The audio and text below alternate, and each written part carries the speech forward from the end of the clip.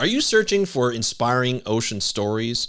Or even maybe you want to come up with your own podcast and own science communication journey? Well, this is the episode for you because I have two young women on the podcast today who have their own podcast called Ocean Stories. Sarah and Lydia are here to talk about how they started their Ocean Stories podcast, how they choose their guests, and how much fun they have doing this, and also some of the challenges that come with starting a podcast. We're here to talk about all things science communication for the ocean on this episode of the How to Protect the Ocean podcast. Let's start the show.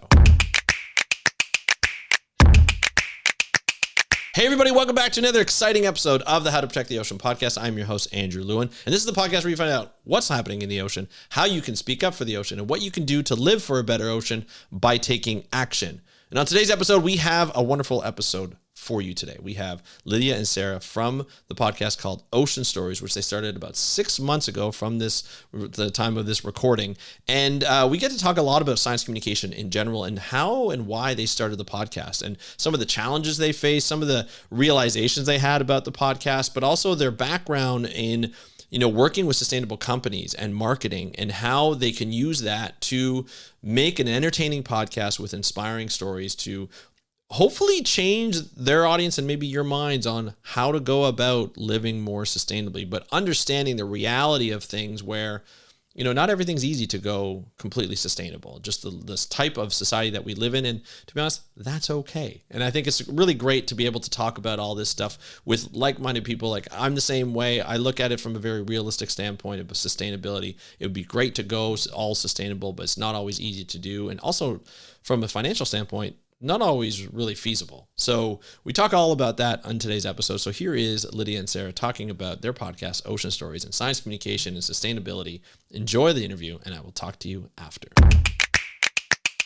Hey, Lydia and Sarah, welcome to the How to Protect the Ocean podcast. Are you ready to talk about podcasting for the ocean and science communication? Yes. So ready. Wonderful. I'm very excited. This is a part of a podcast swap interview of what we've done. I went on your podcast a little while ago. We recorded that, and now you're on my podcast, which I'm super excited about. I always love to have people on who are podcasters and talking about the oceans. You have a podcast called Ocean Stories. We're going to get into that, why you started it, how it all came to be, how it's going, and where you want to take it. But also having a general conversation about where science communication is today, what it means to you, and so forth. So I think it's going to be really exciting. Before we get to all that stuff, let's get to know you a little bit. So Lydia, why don't we start off with you? Can you just let us know and the audience know who you are and what you do? Yeah, sure. That was a beautiful intro. I'm Lydia. Hello, everybody. I'm co-host of Ocean Stories with Sarah. I'm originally from the East Coast. I'm from Virginia, so not necessarily a super beachy, oceany background, but I did love the beach on vacation, loved the ocean, and just over time, I think, became hugely passionate about the environment, and then married my love of the environment with my love of the ocean, and here we are. And I just recently moved to Southern California, so super excited about that. So that's a small bit about me. But Right on. And Sarah, how about yourself? Yeah, well, I also grew up landlocked in Germany. I moved out here 1.5 years ago, maybe. Okay. Always loved the ocean, but was also always terrified of it, which is, I feel like, a big theme of our podcast too. I've slowly overcame most of the fears. Will still be terrified from time to time. But yeah, I kind of fell into it. I traveled after high school and just went to a bunch of beautiful places, kind of came in touch with plastic pollution, which in like 2015, 16 was still like more of a shock than it's now. And I feel like that was the entry point a little bit of like me starting to go to beach cleanups and meeting people that did like ocean conservation and, essentially also meeting our boss who we worked for a long time before we did this. And yeah, that's how it all came together. Very nice. Both of you have really interesting stories in terms of traveling, going to like being in a semi-landlocked or landlocked area. I'm the same way. I have the Great Lakes around me here in Ontario, but it's growing up in a landlocked area. You do let outside influences, from movies or documentaries, either captivate you, inspire you, or also scare the heck out of you, i.e. Jaws. It was the one that scared the heck out of me, even going into a pool or a lake. God forbid there was a shark in there in my mind when I was a kid. But it's always interesting when you move to a coastal city. Both of you are in San Diego, correct? Mm-hmm. Yeah, Yes. so moving into a coastal city, a beautiful one at that. San Diego is absolutely gorgeous in my opinion. And I'll tell you, there is a lot going on in the ocean here. Like, we both are used to swim a lot in the Mediterranean because Right. for me, that was the closest access point, and Lydia lived in Mallorca and Spain for a while. Okay. So you will maybe encounter a fish if you're lucky. Right. They have pretty gnarly, like, jellyfish that can burn Right. your skin. This is where my anxiety for jellyfish comes from. But then coming to San Diego, where you have, like, watch your feet because there's stingrays everywhere. There will be seals popping up to you at any seconds. There are sharks. There are a lot of sharks. You will probably see a shark or a shark fin every now and then. Dolphins, killer whales, like anything that you see in the documentaries where you like, that's kind of cool, but that's also a little creepy. It's literally right outside. So it was a big change from the Mediterranean, from like a salty pool to come here. It's like, oof, okay. Yeah. You definitely have to be mindful of everything that's there, in good ways and protecting yourself as well. But Lydia, for you, what was like when you first started like going into the ocean on a regular basis, I assume, or going to the coast or going to the beach? Did you have the same kind of feeling, or is just a lot more life than you expected, like ocean life than you expected? Well, what Sarah said is so true. I feel like I had the beginner level ocean experience with the Mediterranean. That was my first time like really living by the coast. Okay. Everything about my quality of life improved being a walking distance from the ocean. Okay, it wasn't beachfront, but I could walk like an hour to get to the ocean, and that was a big deal for me. So I think in general, it really improved my mental state to be able to have access to a body of water. Then when I moved here, yeah, it was a huge shock, and honestly, it still is. We recently went about how much life there is. Yeah. We recently went trying to see some leopard sharks in the ocean, and one of our friends was stung by a stingray, and it has genuinely scarred me. And I feel like a little bit of a sham sometimes because we're talking about the ocean and Sarah's so nice and like encouraging me to get over it, and she's like, it's get out here, helping me overcome that fear, but I just keep thinking about how she was stung, how painful it looked. And so yeah, for me it's a huge thing to overcome, because even not going on vacation on the East Coast, in the Atlantic, like, I was afraid because you can't see through the water. So it's a different type of fear because the water is like brown and you can't see your hand. Yeah. But I was never afraid like I am here of the crazy amount of life. I really feel like it's like an aquarium. It's a biome. Right. Yeah. I mean, it is pretty diverse on there, and a lot of coastal sharks, coastal fish, the stingrays, of course, are there. And it's always interesting to see, in an area that's more productive, I guess, in a way, and San Diego just has those areas. And so, have you been in the water since your friend got stung? Yes, we actually made some videos about it because I was having a full-on freak out. Oh, no. I was really, really stressed out because I just have a fear of extreme pain, and I know that if I did get stung, it would set me so far back it would just make my fear a lot worse. But I'm slowly getting over it with Sarah. Sarah's helping me a lot. Okay. Now, do you go with like any protective like footwear or anything like that? Like maybe like a dive shoe or something, or a water shoe or something? I don't really think there is one. Like they came up with these. It's so funny. The UCSD, like the university here, had like a little team, and they came up with stingray protective like surf shoes or shoes. Okay. Yeah. I forgot what they're called. Like I'll look it up. It's hilarious. And it's really hard because they can like, they always say stingray barbs go through like your surf shoes like butter. Like there's it doesn't matter. So they came up with that. And when I first moved here, I was terrified of stingrays. I feel like that's a common theme. Like everyone needs years to get over it, or will never get over it. So I DM'd them on Instagram. I was like, I don't care what's happening. Like, I need these shoes. They're like, we can't have them manufactured right now. I'm like, just make them. Like, I literally need these. It was so funny. I have like a whole conversation with them on Instagram about like, I don't care. Give me the first prototype you've ever made, because I was like, I'm never going back without these shoes. Well, I don't think they're on the market yet. I'm waiting. No, It'll probably take a while. But you probably also will have to have like a metal mesh on your feet. So it's probably like 2 pounds. 2-pound shoes. Yeah. So yeah, exactly. It probably not look the greatest, but at least you'll feel protected anyway, as long as you feel protected. And that's great. My daughter's the same way. She gets very terrified of stingrays when she's in there. Shuffling the feet, does that not help, do you find? I'm shuffling. It does. I'm shuffling aggressively. You won't catch me looking normal in the sea anymore, because I'm stomping, shuffling. I'm doing everything. You're making sure that those stingrays know you're there, and they're gonna have to move out of the way if you don't want to get stuck. I love it. Yeah, I'll be floating in like 2 inches of water because I don't want to touch the ground. So it's quite a sight to behold. Your swimming and your buoyancy work for diving is getting better too, right? As you try and do that. Yes, for sure. Right on. So moving to the coast, had you guys started the podcast before you moved, or was this something that you got to, like, as you got to know each other? You guys worked together, right? As you mentioned, Sarah, was that before or after you were like in San Diego? Before. We started working together in 2021 too. Okay. I don't remember. Somewhere along those lines. But yeah, we only started the podcast 6 months ago. So I was already here. Lydia was still at the East Coast / you were still in Spain when we first started talking about it, right? Yes, I was actually. And here I am. What made you, from that perspective, like what made you decide, okay, we're going to start this podcast? Like, where did those conversations come from? Who wants to answer this?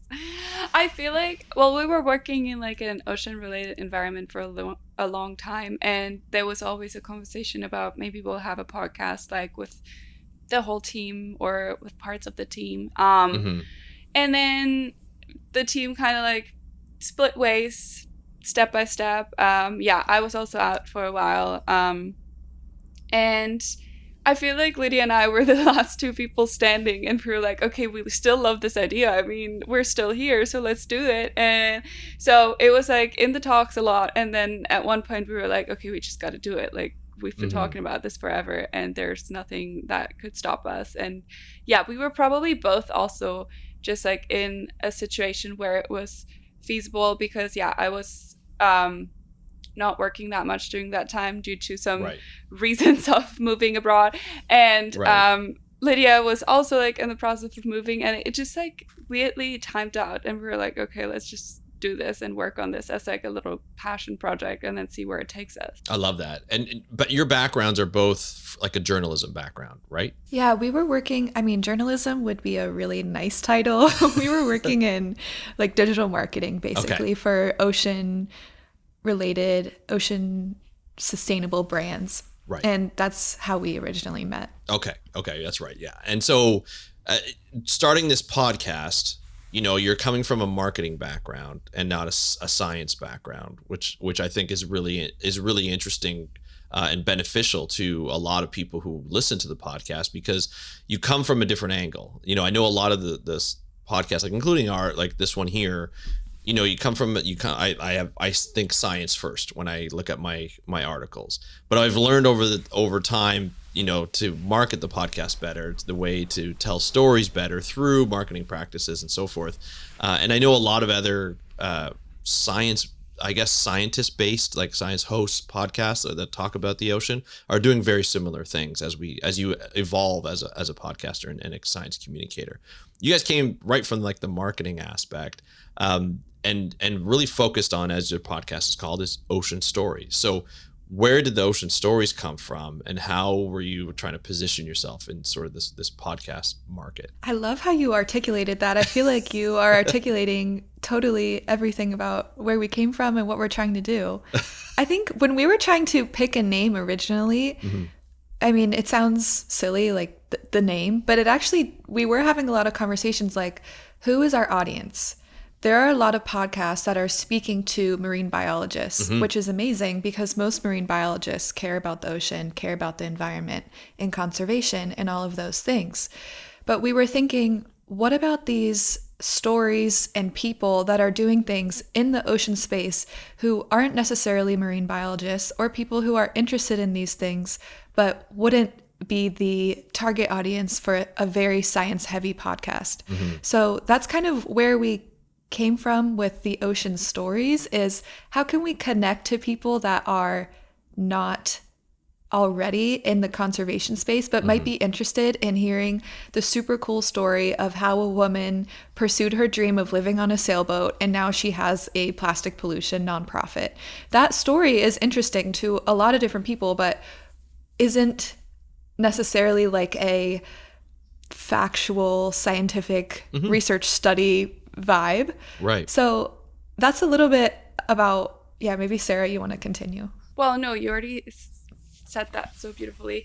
But yeah, I feel like we wanted to keep, obviously we want to have it like ocean stories, but we wanted to keep it broad enough that we don't necessarily only have scientific stories, and we can have like a little bit more entertaining stories. And just also, I don't know, I talked to friends, and that still happens sometimes. Like I talked to a friend recently who was like, I was like, I wish you could, like, I want you on the podcast. I love your story. And she's like, but I don't really have any science. Like I have a surf story. And I'm like, yeah, but that's still an ocean story, and you still are in the ocean, and that's still valid. Like you don't need to research dolphins to be dolphins to be like part of the thing.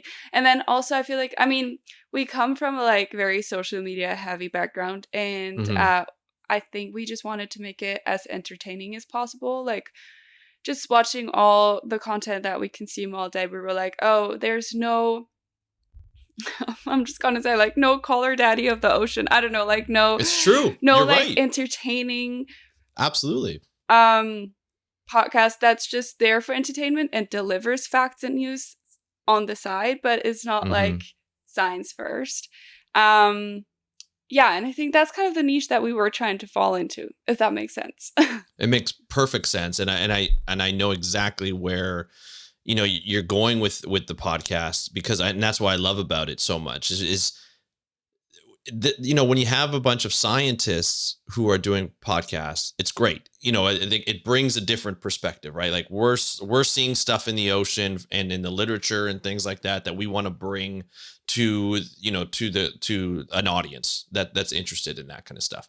But it's not for everybody, right? And we want more and more people to get interested in the ocean, right? And we want people to love the ocean. We want to take away the mysteries of the ocean and maybe even the scare factor of the ocean for a lot of people. And like the audience will connect with people who have sort of the same love and fears and inspiration of the ocean. And I think when you look at it from a social media perspective, that's exactly what we need in today's world. Like the Joe Rogans, the Call Her Daddies, the Barstool Sports kind of media. People may look at it and just be like, oh, well, this is just like crazy entertainment stuff, and it doesn't really shape anything. But as they're called, influencers, they influence how we all, speak. If you're listening to them all the time from a entertainment perspective, well, okay, so it's gonna rub off on people. From Barstool Sports, it's a betting company, but it provides entertainment, and so people will get into betting as they learn more and more, because that's what they talk about a lot of the time. Call Her Daddy now, like the evolution of Call Her Daddy is impeccable in the way the host has been able to sort of climb the celebrity ladder and be able to connect with all these people, and look at the interview style that she's come up with. It's like no other, and it's very new, it's very raw, and it connects with a lot of people. There's a reason why she's getting the big bucks over at Spotify, and she's doing well. And of course, Joe Rogan has just been doing something that everybody's been doing. I always find it interesting from a podcasting perspective. People look at all of the people who are doing it, like Joe Rogan, and I'm trying to remember the call. Is it Alex somebody, right? I think is her host. Alex Cooper. Alex Cooper. Yeah. So Alex Cooper and Joe Rogan started just on their own. Like even Alex Cooper, when she first started, she was doing all the editing, all the booking, all that kind of stuff on her own. I don't know if she still does it now, if she's doing the production, but it's obviously a bigger production than what it used to be. But it started off on her, and a lot of people will give Joe Rogan a lot of credit in terms of how he changed podcasting. But if you ever hear an interview of him talking about podcasting, he's just like, the people are like, oh, you changed the game by going with 3-hour interviews. And why did you do that? Like, what was your business proposition to do that? He goes, I just like to talk. I like to have long interviews. That's all it was. He goes, I wasn't trying to change the game. I just felt that I couldn't get enough of an interview out of 20 minutes. And so I decided to go, an hour, 2 hours, 3 hours, however long it is. And people love that stuff, right? Obviously, because he's probably the biggest podcaster in the game, love or hate him, he is, and so I like people kind of charging in and doing something different and trying to attack at a different piece and from a different perspective. And I think that's what ocean podcasts need. We have a lot of scientists. We have a lot of educational podcasts on oceans. We have a lot of like conservation podcasts. And then we have some that are telling ocean stories, and which I love about yours. And I think you guys have a very unique perspective, coming from landlocked, semi-landlocked kind of areas. You talk about oceans and sustainability, so that's always great. And I think having that approach is unique, and I think it's definitely needed, in terms of that. So when we talk about the content of it, a lot of the people that I've seen, I've heard some of their names and stuff, but they're pretty much like, how did you meet the people that you have on you as your guests, and how did you kind of go for it's like, we're going to do interviews and we're going to make it entertaining through that way? Well, I feel like we came from like an organization that did beach cleanups in Bali. It's called Ocean Mimic, and to be fair, we had a bunch of context through that already, which helped us definitely with season 1. Just to gather some people that we knew or like our team knew. So that was, I'm saying our team as of like our colleagues from before. We don't have a team that's producing the podcast. That sounds like we have like a producer or something. So that helped out. But then from there on, we honestly just went on the apps and like reached out to people that we followed, reached out to people that we liked, their stories, their ocean stories, or we were super interested in a certain topic. And that's how we still go about it. I feel like at this point, it's more like, oh, we have an idea what we want to talk about, and we're looking for someone who we can talk to. But in the beginning, it was very much just like, we were just like reaching out to everyone that we knew and that we knew had cool stories and we could chat with, more or less. And somehow it turned out to be like such a great lineup, if you want to say so. Like, I love our season, like our first season. It was awesome. We got to talk to so many awesome people, and sometimes I'm like, whoa, how did we pull that off? How did we get all these people on? But Lydia, let me know your perspective. While you guys were talking, it made me think about how we were super surprised at how nice people were when we were asking them to come on. Mm-hmm. People were so excited to and almost eager to share their stories. We've even had people reach out to us and ask to come on. It doesn't happen every day, but it has happened before. So yeah, I feel like it kind of was super promising and exciting at the beginning when people were really kind about coming on and giving their time, because obviously we aren't paying them for their time. Right. And they're busy people. Yeah, I always found that interesting when I would reach out to people to ask them if they would come on. I always worried that, it's a podcasting medium. It's different. My big fear when I first started was, will people talk about science? Will they want to talk about science in the public? Because when I first started, I was very worried that they didn't want to talk about science because nobody talked about science, because public would just like manipulate it, and that was the big fear. But for you guys, like you guys are asking for the stories of each guest. Like, what are their favorite stories? How they, develop the relationship with the ocean and how that's changed their lives, right? So where did you find some of the people where you're first asking? Lydia, we'll start with you. Well, like Sarah had mentioned, we found a lot of them through our connections from our past business that we had worked for. Right. And then we also just would go on Instagram and sort of see who's following each other, what sort of content are they putting out, because a lot of people, also like Sarah mentioned, there's not a lot of focus on the part of their story where they were afraid of the ocean or they had no background in marine science, or they didn't live near the ocean at all. So we were kind of checking out people that had stories like that maybe they had a career in software development and randomly decided to use that career to build new coral monitoring technology, things like that. And then we would just DM them or email them if they had an email linked. Yeah. And people are pretty good at getting, or do you find like you get a good, I guess, return rate or answering rate when you get that? Because I mean, I always worry like Instagram, like, you know, you hear the whole sliding in the DMs and all that kind of stuff, and I'm just like, I just want to interview you. Like, would you be interested in interviewing people? Some people check their DMs, some people don't, right? Yeah, it's hard to reach some people, and then some people where it's kind of like a gamble, they answer right away, and you're like, whoa, I did not expect that at all. Yeah, but I feel like, again, also we worked in the like ocean sustainable industry for a long time, also in like the influencer sphere and stuff, and I feel like that helped a lot with getting an idea and like reaching out to people. And I don't know, we've done it on behalf for brands before and stuff. So gotcha. I feel like there are some like, it was easy for some people, but then obviously there's like a lot of bigger people. Wait, what actually helped a lot, now that I'm just thinking about it, I feel like once you have people on, you oftentimes get kind of like a referral. Like a lot of times it's friends of people that were on, or they recognize a person that you already had on the show, so they're more likely to check it out and stuff. I feel like that helped a lot as well. Yeah, I've had that as well. And then sometimes you get friends of friends of friends, and then it just kind of blows up, and people kind of contact you and be like, I want to be a part of this podcast. Have you ever had anybody reach out to you where they're like, hey, I heard your podcast, I would love to be a part of it, here's my story? Yes, we have, and we lose it each time that happens. We're like, like instantly send a screenshot across. I cannot believe it. But yeah, we recently recorded an interview with someone who reached out to us, and it was really cool. I can't wait for it to launch. And yeah, it happened a few times, and it was the best feeling ever.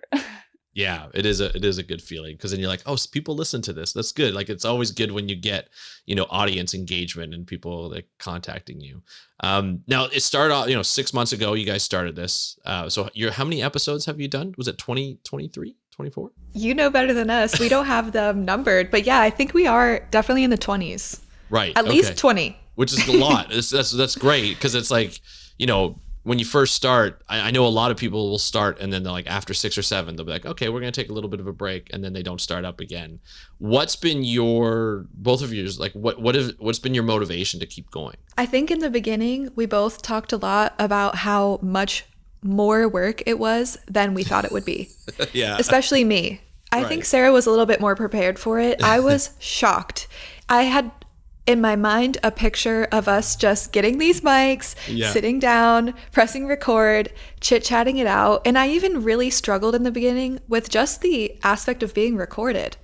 We both did a little bit, I think. Our first episodes are very cringy, the ones that were recorded first. We had to learn how to speak, and I think we're still learning how to speak and be recorded. So that didn't really answer your question, but it just shows you that in the beginning, we had a lot of challenges. So I am really proud that we're still here doing it. Yeah. And I feel like coming from a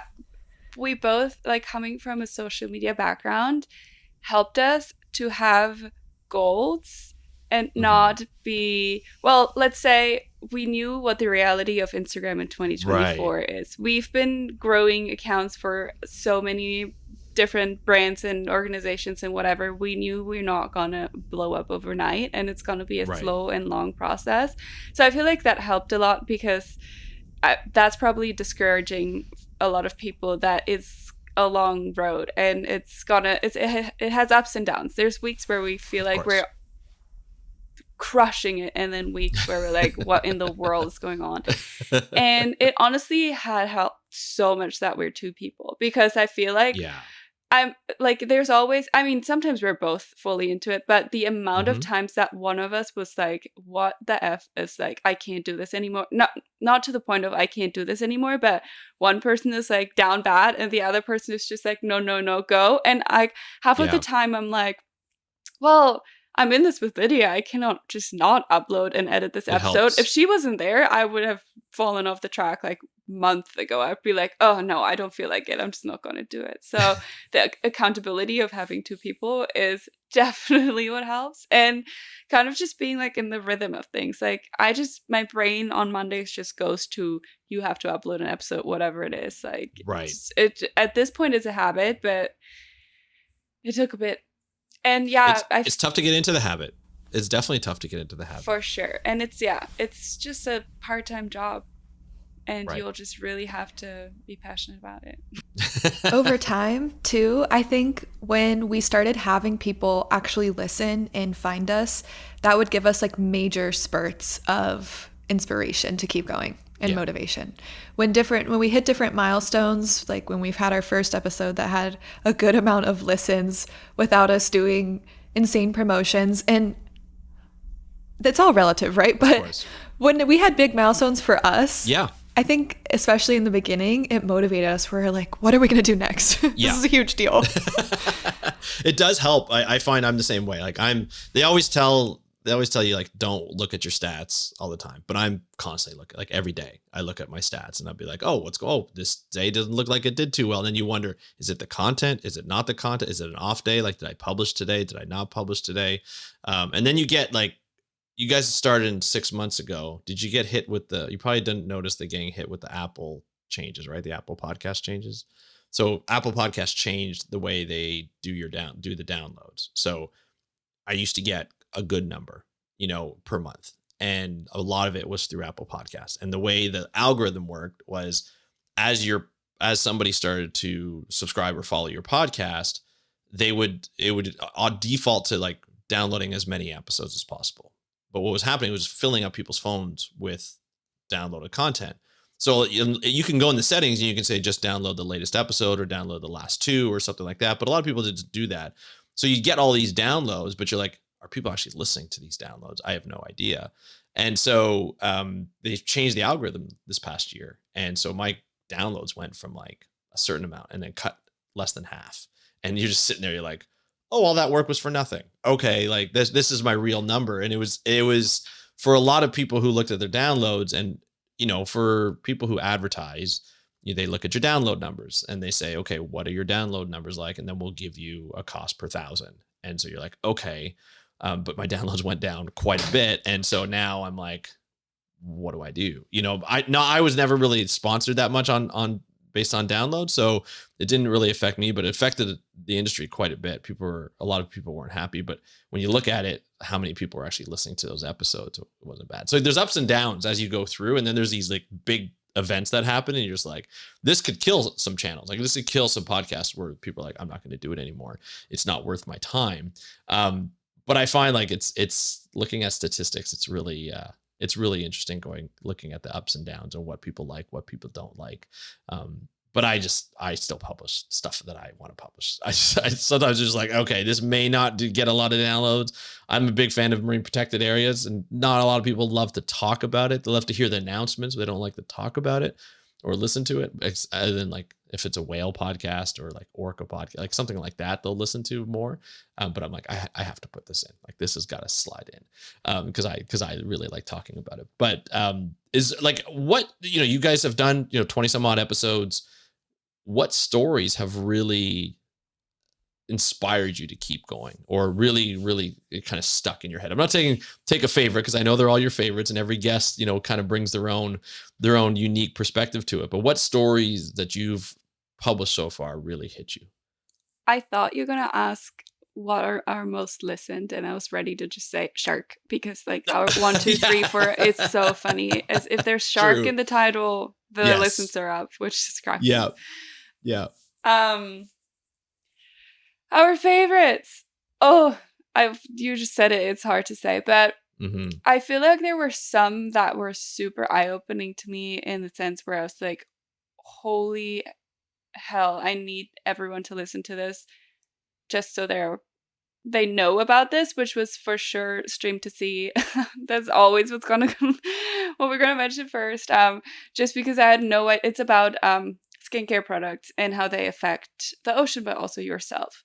And I didn't really know about a lot of things, and I was like, well, this needs to be a public service announcement. Like people need to hear about this. So there were some stories like that. I had a bit of the same feeling when we talked to Riva David, who is a pro surfer from Tahiti, and we were talking about the Olympics and how they're destroying the reef and how they're affecting Chopu, which is like one of the most famous surf breaks in the world, but also like a marine area that needs to be protected. Right. So I feel like there are a bunch of those episodes where I was like, we can't go on like this. Like, everyone needs to know about this. So they were some where I was really feeling like, okay, we need to push it out immediately. But there were more, and I'll hand it over to Lydia because I already know what you're gonna say. I know you already know what everyone asks, what's our favorite episode? And it's hard to say. Some of them do get a lot more listens. I think people love whales. People love to talk about the whales. Of course. I really loved when we talked to people with alternative or creative career paths. I find that stuff super interesting, especially because they're all obviously related to the ocean. Mm-hmm. In the beginning, we talked to Kayla, who I mentioned earlier. She was a software engineer. She still is, but now she works for Coral Gardeners. So cool, and has her own nonprofit. Mm-hmm. We talked with so many really interesting people with like different paths. Yeah. Mermaid Elle was one of them. She's a mom who was a performer. She was living this performer life. And then she realized that as a mermaid, she could use it as an avenue to educate kids about ocean animals and ocean conservation and plastic pollution. And now she's Mermaid Elle on the internet. And I found that really interesting and inspiring. And very recently in our second season, we talked with Elizabeth Sneed. She's Curvy Surfer Girl on Instagram. Mm-hmm. That one was super touching and moving, I think, because we do talk a lot about fear of the ocean. And she had a very legitimate fear of the ocean. She had a very scary near-death experience and was able to, through surfing, overcome that.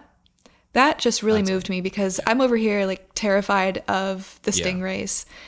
And she's over there not only overcoming her fear of surfing, but being a spokesperson for inclusivity in the surfing industry. So things like that just really move me. And there's also an element of optimism there that I like. There's really sad things going on, but it's fun sometimes to hear about what people are doing. It inspires me to think, wow, there's people that just had an experience in theater and then decided to use that experience in dance and theater to have a career in environmental education. It's like that type of stuff really gets me going. It inspires you. I love it. I do find it amazing through my experience of talking to people. I always find the career paths. It's really interesting when somebody comes from outside of the marine field to do something about conservation, especially like you said, like the software engineer or someone in business comes up with an idea to solve it in different ways. And I think it's amazing. I think in a lot of conferences now, we're starting to see conference like competitions of like maker competitions. So like they'll bring together like engineers and innovators and things like that to the conferences to run them side by side. One conference, IMCC, International Marine Conservation Congress, we went to Malaysia and we had a maker sort of competition. And so what they would do is there was a session on the major problems, the 5 major problems of the ocean. And they had these makers that went into got to see all the talks and got to see all the problems. And then they were challenged on picking one of those issues and coming up with something to solve it. And there were really interesting ones from like ropeless lobster and crab traps to all these other like drones and things like that. And I find when you give people from outside the marine industry who don't normally listen to all the issues and are just people who are going around enjoying the ocean, or they're really great problem solvers, to be able to come on a podcast and talk about their ability to create these different tools that could change the game in a lot of things.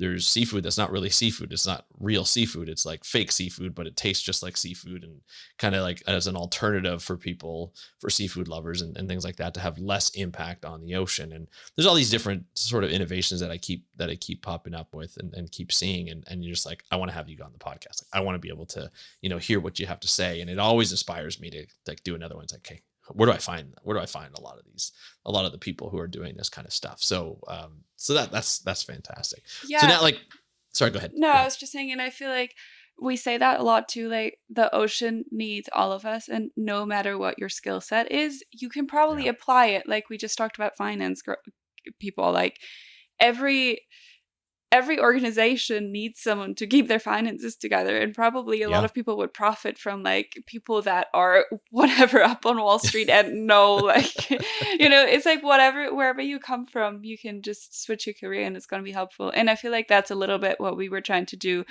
too, because we didn't really, I feel like so many people are so scared, and the biggest response we get is always like, oh my God, I'm so scared, I'm so scared, I'm so scared. I just posted a video of me swimming with a leopard shark, of which cannot do anything to you, and like half my Instagram was in absolute shock. Like everyone who didn't live here was like, oh, are you okay? How was it? Oh my God, blah, blah, blah. So I feel like it was really important for us to fill in that gap, because so many people we talk to are like, I grew up and all I wanted to do was swim with the sharks, which I love. And every time I hear these stories, I'm like, you are so cool, because I couldn't even close my eyes in a public swimming pool because I thought a great white would start hunting me. And I feel like I feel like it's so important to kind of remove the fear from so many people. And we definitely haven't cracked the code yet, because a lot of the time when we talk about cool shark stuff, people are like, that kind of low-key made me even more terrified. And I'm like, no, it's all good. So I feel like that's really a niche that we're trying to work on and trying to improve our communication about it, to like the overcoming the fear. Yeah. And I think also when you're in certain circles, like I learn about sharks all the time. I have a podcast that I co-host called Beyond Jaws with a guy who's like David Eber, who's been in the shark, you know, description and discovery game for a long time. But you get into these things and you start talking about these sharks so much that you're like, oh yeah, they're not that bad. Like, yeah, great white will eat you, but they don't want you. And like, we know where they don't want you, and you know what to do, where not to go, where to go. But for a lot of people who are outside and not talking about this on a regular basis, or not listening to this on a regular basis, the fear is genuine. And I think sometimes I'm always like, no, the way we look at sharks, and I think it's getting better, the way we look at sharks, but I think there's still a lot of people who have a genuine fear of being in the water. Little kids, older people who are just like, nope, I'm not going into the ocean. I still come across people that way, and I'm just like, okay, like that's up to you. You know, it's I'm not gonna make people go into the ocean if they don't want to. But I think it's nice to be able to post something like that. You know, like Sarah, what you were saying, swimming with leopard sharks, and then watching people kind of be like, I can't believe you're doing that, and then you have the chance to educate and just like, actually, it's not that bad. Like leopard sharks are really nice to swim with, because they're never going to do anything to you. You never have to worry about it. And they're a fun shark to look at, because they're very descriptive. They do look like they have the spots. It's kind of fun to look at those. So I think that's wonderful. Now with the podcast now, obviously you're still in the early stages of the podcast. I assume this is something of it's a passion project for all of you. And is this something that's going to be like hopefully into a full-time, something like that's in a full-time thing? Or like, where do you want to take this? Or is this something more of just, let's just keep it a passion, let's keep it a hobby, let's keep talking about the ocean because we love it so much? Where do you want to take this? Well, to slightly backtrack, something that you both made me think of earlier was currently my full-time job is I'm a freelance writer for sustainable brands. And when you were talking about fear and educating people about fear, it made me think about how a huge part of my conversations with my clients and these brands is because I feel a huge part of our podcast is also sustainability, which we haven't talked about, but it is a lot about trying to make sustainability cool and trying to make it accessible and trying to talk about it in a casual way, because so often it's talked about in a very rah, scary way. Yeah. And so when I'm talking with these brands, you know, they have these crazy green initiatives and they want to market them because modern consumers care about sustainability. And I feel like so much of what that marketing is actually environmental education, because people don't know about sustainability is not taught in schools. At least it wasn't when I was in school. Right. And the different aspects of sustainable lifestyle or habits, or what are carbon emissions and how do we contribute, but who are the companies that are contributing, and all of these things. People don't talk about that in their daily life. People don't talk about the plastic pollution crisis in their daily life, but people like Sarah and I do talk about it in our daily life. So that was a huge realization and sort of a nuance of marketing versus storytelling versus environmental education. Right. And just thinking about how I'm always trying to tell these brands, like, in order to market your product, what you're really doing is environmental education. Yeah. And I don't know why what you were talking about made me think about that. Whether it's educating about how the sharks are not going to come Right. jaws bite you out of the water Yeah. every time you step into the ocean or whatever it might be. Okay, but going to what your question was about the future of the podcast. We have high hopes, baby. I told Sarah that I'm going to do this until I'm rolling over in the grave. Love it. We're going to be releasing an episode every week. Love it. Because people do like it. And I think you just have to remind yourself that sometimes it's a slow burn. Yeah, definitely. I don't know if podcasting will ever be lucrative enough to be a full-time gig. I mean, girls can dream. But it might end up being different side opportunities that we are able to get from the podcast that would financially support us. We talk about this all the time, so I'm sorry if you listen to me talk about this a lot because I just repeat the same thing, but we have so many really cool ideas, like in-person meetup ideas and side episode ideas and online resources and different things we would love to create if we had the time and financial support to be able to do it. But I feel like right now with the different platforms, just uploading the episodes, recording them, and putting them on the different platforms, we're like almost at our limit time-wise of how much we're able to invest without receiving any financial compensation. Yeah. So that's like the logistical side. I'll say one more thing and then I'll pass it to Sarah. The dreamy hope side is I really do hope we can impact more people. I know there's at least 2 people, both of my friends, who I feel have genuinely been changed by our episodes. And for me, that is the most motivating, inspiring thing, to be able to have an impact on someone, to teach them something new, or even just that they would like find joy or entertainment out of an episode. So to be able to do that on a wider scale would be fantastic. Some of our episodes, my favorite ones that I feel would really move the needle in someone's mind on a certain topic, whether it be conservation, sustainable lifestyle, whatever, have the lowest amount of listens. And I'm like, if you guys would just listen to this, I think you would really enjoy it. Yeah. So in the long term, I think for me, I would love that to happen more often. Okay, long answer. But No, I love it. That was awesome. And I feel that was like great. one thing, we also talk about this quite a lot, but we think there are so many incredible sustainable brands out there and so many incredible projects. We love partnering with them. I know some people remove themselves completely from it, which I totally respect, because the most sustainable option is to not consume any new stuff. But yeah, we always say like we don't really see our world changed in a way that people actually going to stop buying things anytime soon, because that like our whole system would collapse pretty much. So we might as well show all of these amazing brands out there and all these amazing cool initiatives that help you make the most sustainable choice. And like a lot of the time those brands don't have the huge budgets. So I don't know, I just think like working with sustainable brands long term, or it doesn't only have to be brands, like anything like apps that help you or whatever it is definitely a goal too. Because every time I come across someone who makes super sustainable jeans or something, I'm like, that's so cool, and they literally look like the usual jeans, and at this point the price point isn't even that high, and I'm like, can just everyone stop buying like the fast fashion if this is so, just spreading the word for that too. And who knows, hopefully one day we will be able to make a little bit of an income, and then therefore dedicate more of our time to just do crazy ocean stories projects. But we're like very realistic about it. But yeah, you never know. So we'll see how this goes.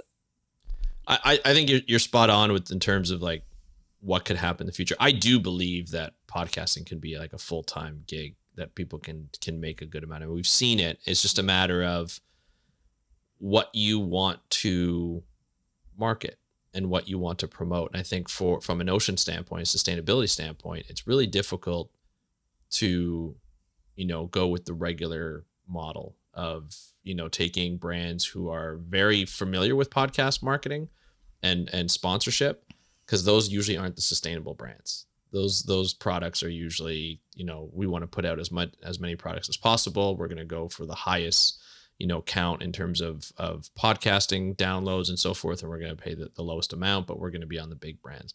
I find there is a spot for sustainable companies as well as podcasters who want to promote that. I think we just need to understand, as Lydia, I think you mentioned a number of times, it's a slow burn, and it's developing those relationships, developing that trust. And I think you guys are in a perfect position to do that because you've already been working with so many sustainable brands. It's just, I guess you would just have to get them to understand the marketing of podcasting, and I'm not sure if they know that or if they've had experience in that. Many of them, or some of them, some may not, who knows.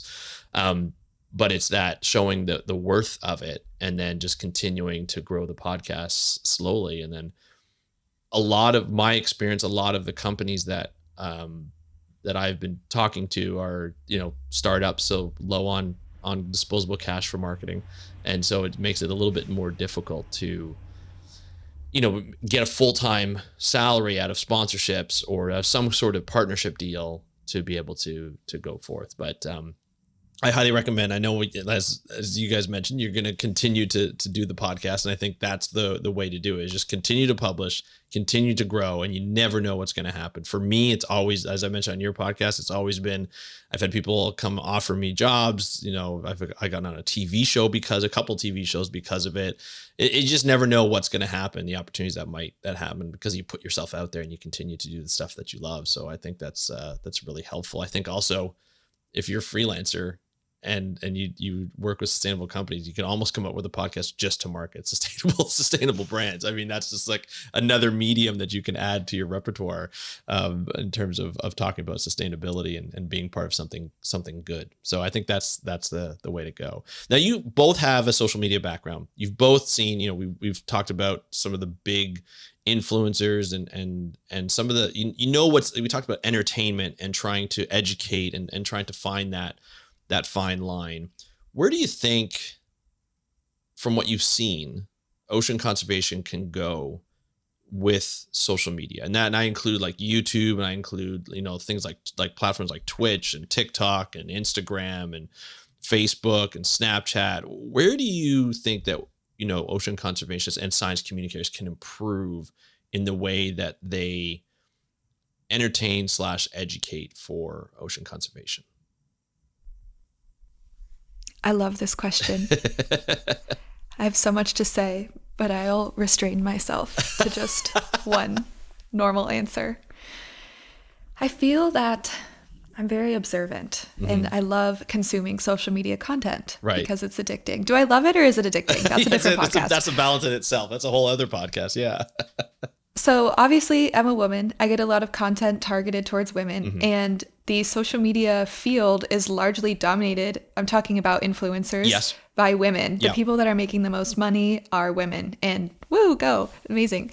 So something I think about a lot with ocean conservation and sustainability is, from my observations, I've seen so many niche random topics gain such widespread recognition, whether it be like a word that enters the common vernacular because influencers started using it, or a weird meal, or even just a weird habit, a hack, a life hack, whatever.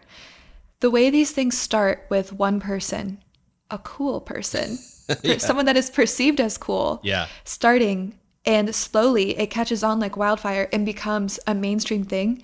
It happens all the time. That's why you see these random weird shoes trending, or random, designer that nobody has heard of is now a huge designer. Why am I mentioning this? And also a con of that is sometimes things burn really fast. They get super popular and it's just part of the trend cycle and it goes away. I think that ocean conservation has a lack of people in the marketing space that are trying to make it authentic/cool. And because it is cool, caring about things and caring and learning new things, being a curious person, being someone that cares about the world around you is very cool. But we don't seem to access the influencer world of making it something that is acceptable and is cool. I think it's actually with Gen Z, this is an incoming trend that I think is going to get even stronger, because Gen Z is all on the wave of like, we care about things and we want brands to be doing more, and companies need to have a mission outside of just making a profit. So I think it's growing a lot. But like in terms of social media and conservation, I think about this all the time, that there's just a huge lack of people that are using their voice to make it cool. And I think there has to be those first people that are okay with being the first people. We follow a lot of ocean beach influencers that link their Amazon in almost every post. And it kills me inside, because I know that they are lovely people who truly love the ocean. They make amazing content. They have so much influence. They have millions of followers, and they're linking their Amazon in every post. And I'm like, girl, if you would just link a small sustainable brand, or a brand, you know, Sarah and I talk about this a lot. We're so stringent with who we want to work with. Yes. But if you would just use your influence, I follow one of these influencers I'm talking about, one of these green influencers. She recently did a collab with Free People. It's a clothing brand. Okay. And traditionally, they are absolutely not a sustainable clothing brand. They are a fast fashion brand with a high price point, whatever. And it really opened my mind, because in the comments, she got a bunch of hate saying, you're supposed to be a green girl. What are you doing with this collab working with Free People, a notoriously bad brand for the environment? Right. And in her response, she said, they approached me with this opportunity, and I looked at it as an opportunity to wield my influence to help make Free People a more sustainable brand. So for this collection, we were able to compromise on XYZ sustainable criteria. Right. We were able to use these fabrics, and it's a step in the right direction for a major company. That really inspired me to think, wow, she utilized her social media presence and her background in environmentalism, whatever, to shape the way a major brand made decisions about a clothing line. A lot of words I just said, but those are just some of the things I think that social media could be the ways it could be going in the future with conservation. I feel Go like ahead, Sarah. I feel like one thing also is a lot, and I know this from some of my friends who are actually people with very large platforms.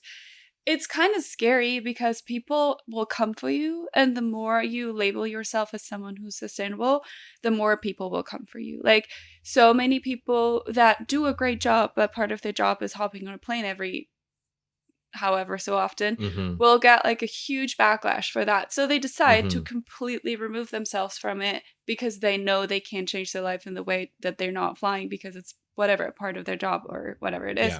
And I feel like as a society, we should just calm down a little bit when it comes to that, and just see that people are doing great stuff, but maybe they're not perfect. Maybe they pick their 10 things that they're really good at, and they can still share about that, even though they maybe do some things that are not perfect, because we all, like, we can't exist on this planet and be like not have a footprint. That's just not. I feel like I'm taking Christina's words here a little bit.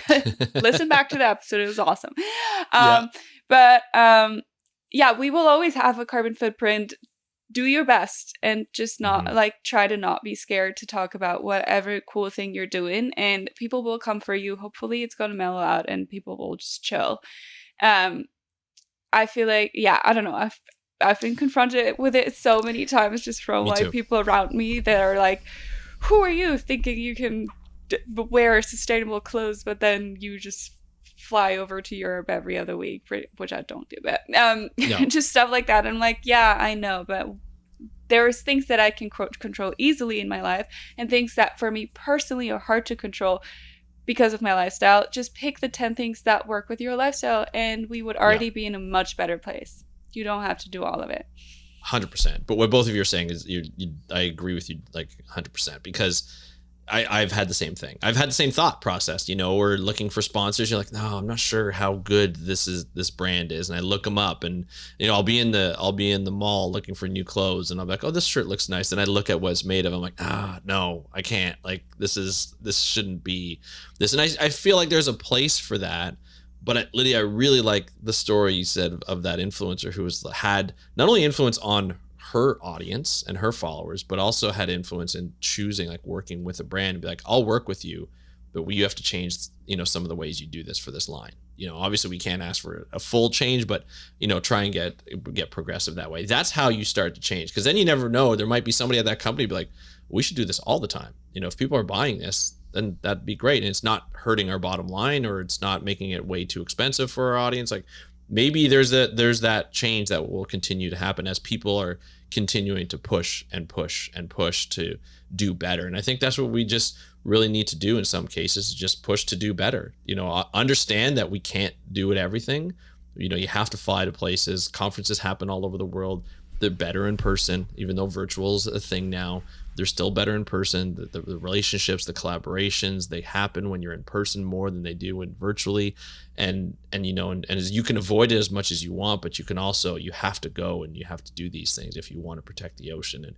And there are times like, I have an iPhone, like I'm looking at all my stuff here, all my gear here, and it's plastic, and it's probably not going to be disposable. And then eventually I'm like, wouldn't it be nice if there's a monitor or a phone case that came out and it was like, no, we have like, was it Pellet case comes out and it's like sustainable, and you're like, oh, okay, cool. So I have one now, and you can just put it on there, and you don't have to go to everybody like, well, look what I bought this, it's sustainable. Somebody's like, oh, where's that case from? And then they start giving you the gears. Well, this isn't this, and this isn't. It's like, chill out. Like I'm doing my best. You can't expect as individuals to do everything. And we can't expect to go completely sustainable. It's probably not realistic. You can probably get close, but it's probably not realistic without harming a lot of sort of your relationships or the way, you live or the way you travel to work and things like that. But you can start to push and you can start to make better choices. But really it comes from government. It really comes from the higher ups, where the drive for new plastic or bans on plastic and things like that. I just saw an article about, and I did an episode on it, about a new way to find plastic using chitin, like using the protein in shells, like in crab shells and lobster shells. They can extract it a lot easier without being wasteful, and you can use chitin as an alternative to petroleum plastic. So it's like, okay, so maybe in the next 10 years we might see plastic in a completely different way, and it could actually be sustainable. It could actually be disposable, So we're starting to see that innovation, which you guys are probably going to tell stories about down the road and all that kind of wonderful things. But yeah, you just can't do everything. And I think that's what we need to realize. Sorry. I love that Sarah said that, because I feel like it's totally full circle on what the point of Ocean Stories even is. Mm-hmm. And what we would like to put out there. Normalize not knowing everything. Mm-hmm. Okay? Normalize not knowing everything there is to know about something and still wanting to talk about it. Yeah. Also normalize not being able to do everything. Yeah. Like a little bit more nuance out there would be fantastic. Yeah. And I think it also takes a lot of the anxiety away from, sort of like ocean conservation anxiety or climate anxiety, where knowing that if you can't do everything, it's not terrible. I think you still have to live your life. You still have to be able to survive in this kind of society, which is a wasteful society, and we can do better, but we have to understand our limits and limitations that are offered to us. And there's so many better ways we can do things.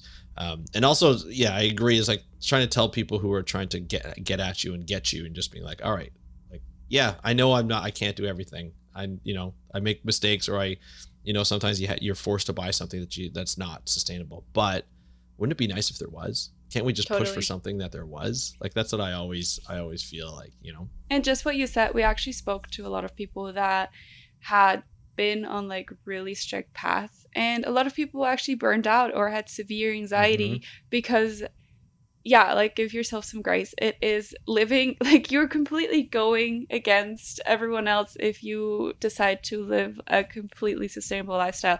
And it's so many choices every day that you have to consciously make. And we can only make so many like decisions per day. Like, you're putting so much on your plate. So again, I feel like protect yourself a little bit too. Don't burn yourself out. Don't live with insane anxiety. I know it's hard because it's so real, like climate anxiety and all that kind of stuff.